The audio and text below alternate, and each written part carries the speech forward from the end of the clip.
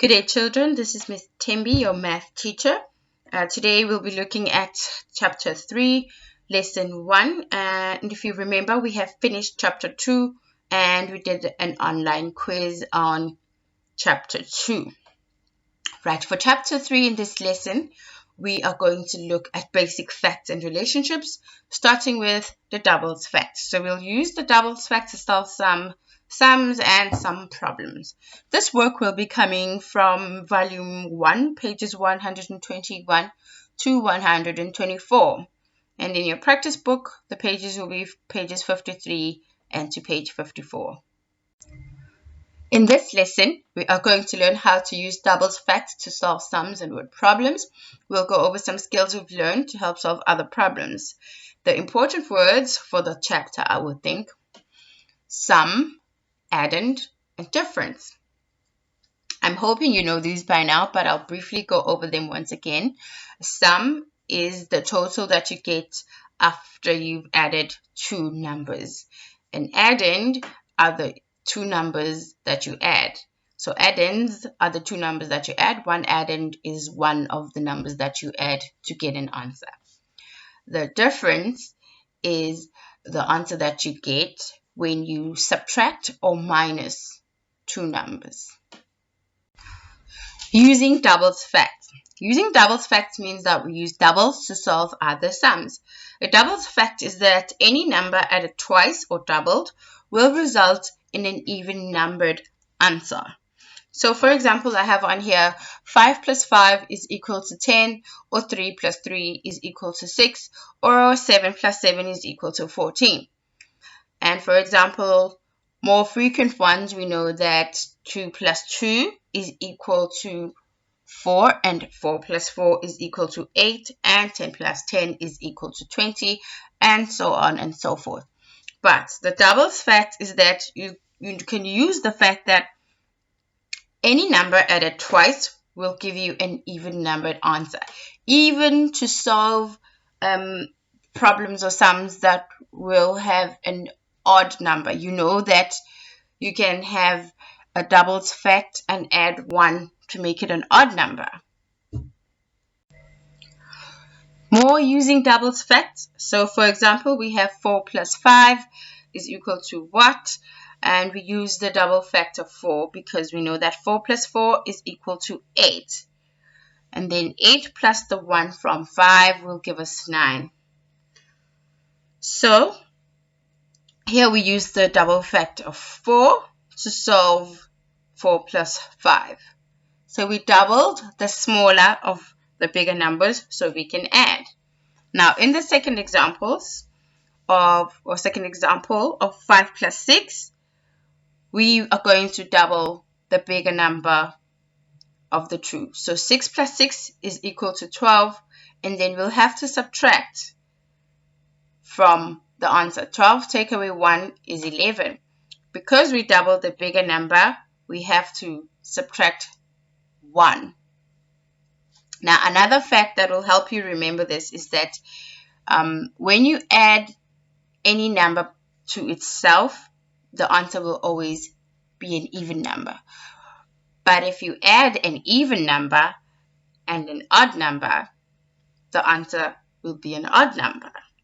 So we can use all of these facts to help solve problems. This is one way you can use doubles facts to solve more problems. By knowing that if you double any number, you will get an even number, and when you add a 1 to it, which is an odd number, the answer will also be an odd number. Okay, this is the example from the book.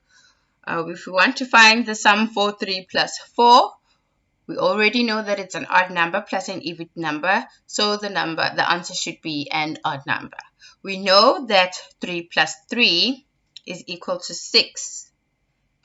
So that's an even number, so we have to add 1 to make sure that the answer stays an odd number, because we already know that the answer should be an odd number. 3 plus 3 is 6, and 6 plus 1 is 7. So the answer for 3 plus 4 must be 7. Okay, looking at the second example, 7 plus 6 is what? Here, they doubled the bigger number of the two. We know for a fact that 7 plus 7 is equal to 14. Because we doubled the bigger number, we have to minus. 14 minus 1 is equal to 13. So we know that 7 plus 6 is equal to 13. So you have to remember that when you subtract, when you double the bigger number, you'll have to subtract. Okay, let's look at some word problems. Mr. Norris wrote a doubled fact. It has a sum greater than 6. The numbers that he added are each less than 6. What fact might he have written?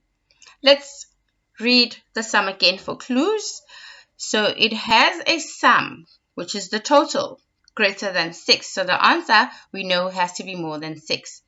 More than 6, it cannot be a 7 because we know that when you add doubles, the answer has to be an even number. So the next even number after 6 is 8. The numbers that he added are each less than 6. What fact might he have written?